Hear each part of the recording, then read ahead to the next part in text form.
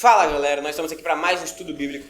O estudo bíblico de hoje é sobre Mateus, no seu capítulo 27. Nós vamos continuar prosseguindo no Evangelho de Mateus. Esse é o penúltimo vídeo sobre o Evangelho de Mateus. Depois desse vídeo vai ter mais um, que é o capítulo 28. Nós finalizamos o Evangelho segundo escreveu Mateus e vamos entrar no Evangelho segundo escreveu Marcos.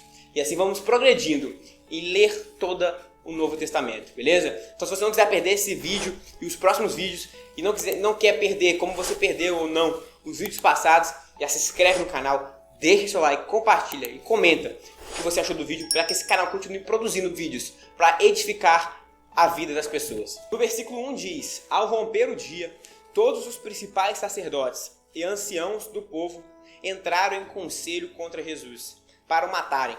E, amarrando-o, levaram e o entregaram ao governador Pilatos. Então Judas, que o traiu, vendo que Jesus havia sido condenado, tocado de remorso, aqui não fala tocado de arrependimento, ele não ficou arrependido, ele ficou com remorso, que é diferente.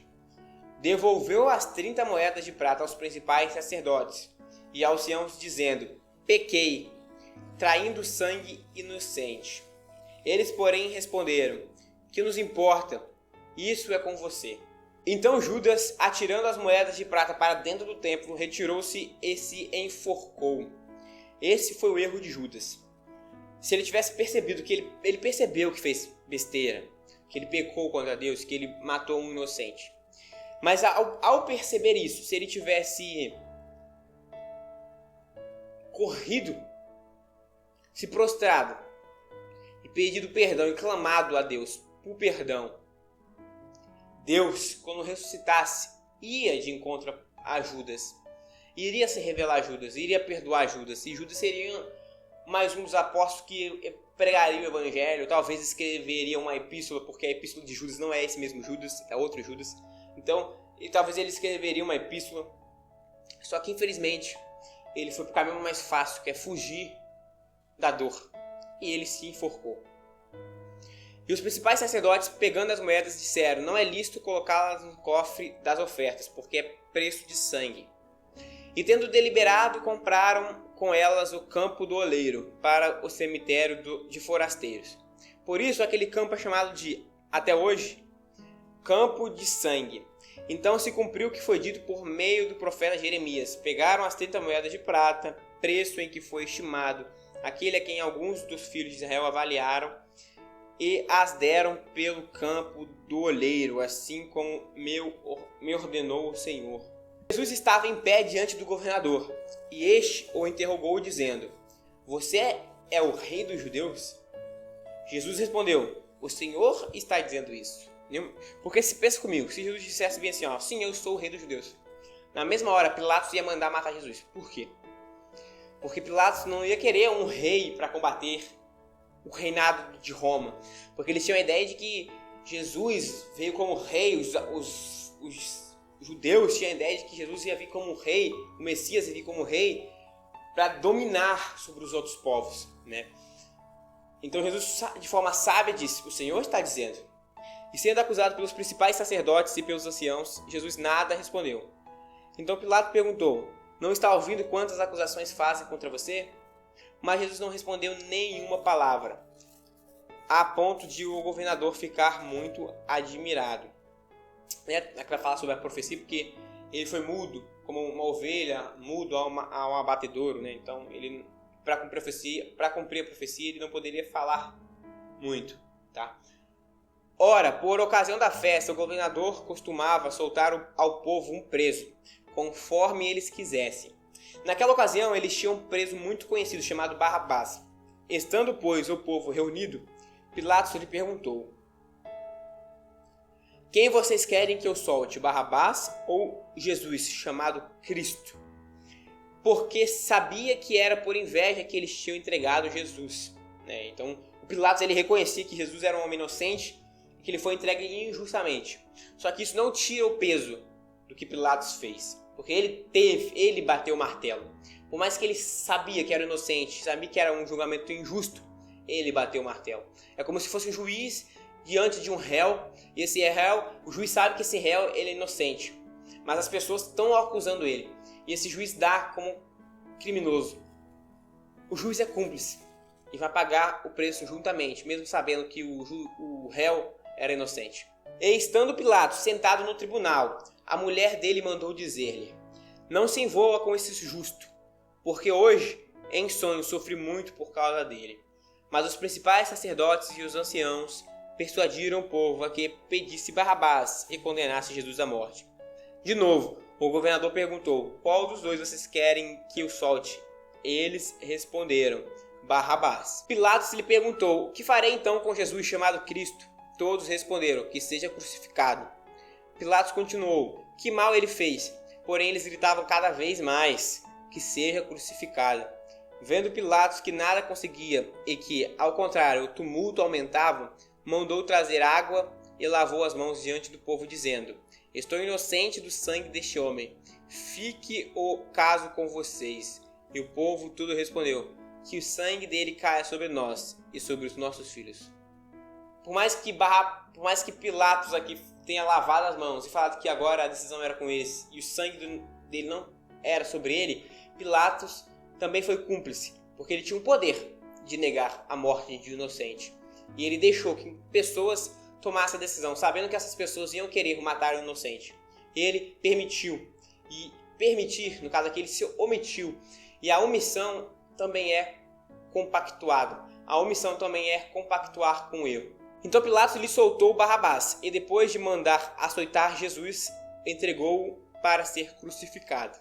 Logo a seguir, os soldados do governador, levando Jesus para o pretório, reuniram em torno dele toda a tropa. Tiraram a roupa de Jesus e o vestiram com um manto escarlate.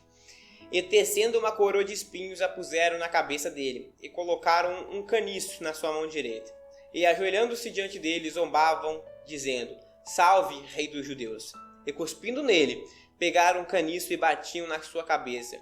Depois de terem zombado dele, tiraram-lhe o manto e o vestiram com suas próprias roupas. Então levaram para ser crucificado. Ao sair, encontraram um sirineu, chamado Simão Pedro, a quem obrigaram a carregar a cruz de Jesus. E chegando a um lugar chamado Gólgota, que significa lugar da caveira, deram vinho com fel para Jesus beber. Mas ele, provando, não quis beber. Depois de o crucificarem, repartiram entre si as roupas dele, tirando a sorte. E assentados ali o guardavam. Por cima da cabeça de Jesus puseram por escrito a acusação contra ele: este é Jesus, o rei dos judeus.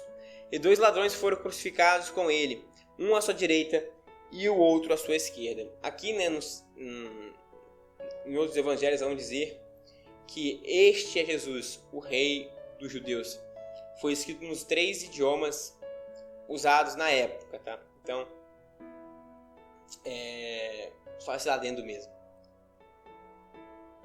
Os que iam passando blasfemavam contra ele, balançando a cabeça e dizendo: ei, você que destrói o santuário e em 3 dias o reedifica, salve a si mesmo, se você é o Filho de Deus, e desça da cruz. De igual modo, os principais sacerdotes, com os escribas e anciãos zombando, diziam: salvou os outros, a si mesmo não pode salvar. É rei de Israel, que ele desça da cruz, e então creremos nele. Confiou em Deus, pois que Deus venha livrá-lo agora, se de fato lhe quer bem, porque ele disse: sou filho de Deus. Também os ladrões que haviam sido crucificados com ele o insultavam. Detalhe muito importante aqui: também os ladrões, não está falando o ladrão, está falando os ladrões, tanto um que não reconheceu Jesus, quanto o outro que reconheceu Jesus, os dois estavam zombando de Cristo, tá? A partir do meio-dia, houve trevas sobre a terra, toda a terra, até as 3 horas da tarde. Por volta de 3 horas da tarde, Jesus clamou em alta voz, dizendo: Eli, Eli, lama sabactani. Isso quer dizer: Deus meu, por que me desamparaste? Alguns dos que estavam ali, ouvindo isso, diziam: ele chama por Elias. E logo um deles correu a buscar uma esponja, e tendo-a embebido em vinagre, e colocado na ponta de um caniço, deu-lhe de beber. Os outros, porém, diziam: esperem, veja se Elias vem salvá-lo. E Jesus, clamando outra vez, em alta voz, entregou o Espírito. Eis que o véu do santuário se rasgou em 2 partes, de alto a baixo. A terra tremeu e as rochas se partiram. Quando diz aqui que o véu se rasgou em 2 partes, de alto a baixo, quer dizer que agora aquele véu que separava o Santíssimo Lugar do santuário não existe mais. Agora todos aqueles que vão a Cristo por meio da cruz têm acesso ao Santíssimo Lugar. Agora Cristo, ele deu acesso a nós chegarmos ao Pai de forma direta, sem precisar de sacerdotes, sumos sacerdotes, para nos levar a Cristo. Agora eu e você, podemos chegar diretamente a esse Deus. Os túmulos se abriram e muitos corpos de santos já falecidos ressuscitaram. E saindo dos túmulos depois da ressurreição de Jesus, entraram na cidade santa e apareceram a muitos. O centurião e os que com ele guardavam Jesus, vendo o terremoto e tudo o que se passava, ficaram possuídos de grande temor e disseram: verdadeiramente este é o Filho de Deus. Estavam ali muitas mulheres, observando de longe. Eram as que vinham seguindo Jesus desde a Galiléia para o servir. Entre elas estava Maria Madalena, Maria, mãe de Tiago e de José, e a mãe de Zebedeu. Ao cair da tarde, veio um homem rico de Arimateia, chamado José, que era também discípulo de Jesus. Este foi até Pilatos e lhe pediu o corpo de Jesus. Então Pilatos mandou que o corpo lhe fosse entregue. E José, levando o corpo, envolveu-o num lençol limpo de linho e o depositou no seu túmulo novo, que ele tinha mandado abrir na rocha. E rolando uma grande pedra para a entrada do túmulo, foi embora. Estavam ali sentadas em frente do túmulo Maria Madalena e a outra Maria. No dia seguinte, que é o dia depois da preparação, os principais sacerdotes e os fariseus se reuniram com Pilatos e lhe disseram: Senhor, nós lembramos que aquele enganador, enquanto vivia, disse: depois de 3 dias ressuscitarei. Portanto, mande que o túmulo seja guardado com segurança até o 3º dia, para que não aconteça que, vindo os discípulos dele, o roubem e depois digam ao povo: ressuscitou dos mortos. Este último engano será pior do que o primeiro. Pilatos respondeu: uma escolta está à disposição de vocês. Vão e guardem o túmulo como bem entenderem. Indo eles, montaram guarda ao túmulo, selando a pedra e deixando ali a escolta. Aqui, obviamente, como vocês entenderam, os sumos sacerdotes queriam colocar uma escolta, soldados romanos, para proteger o túmulo, porque eles tinham medo. Esse é o detalhe. Eles tinham medo. Por que eles vão colocar lá? Beleza, é para os discípulos deles não roubarem o corpo. Será? Será que era somente isso?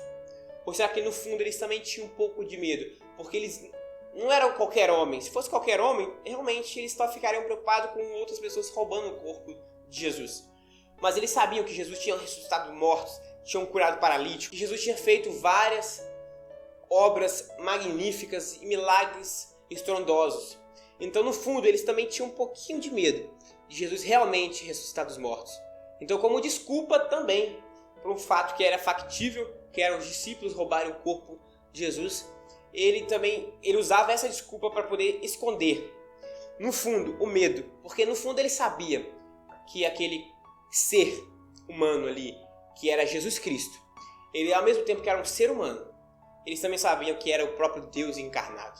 Se você gostou desse estudo, fica ligado que semana que vem vai sair mais um estudo bíblico, que é o último capítulo de Mateus. Então você não pode perder, então já se inscreve no canal, deixa seu like, compartilha e comenta para você ficar ligado e aprender cada vez mais e também poder me ensinar através dos comentários.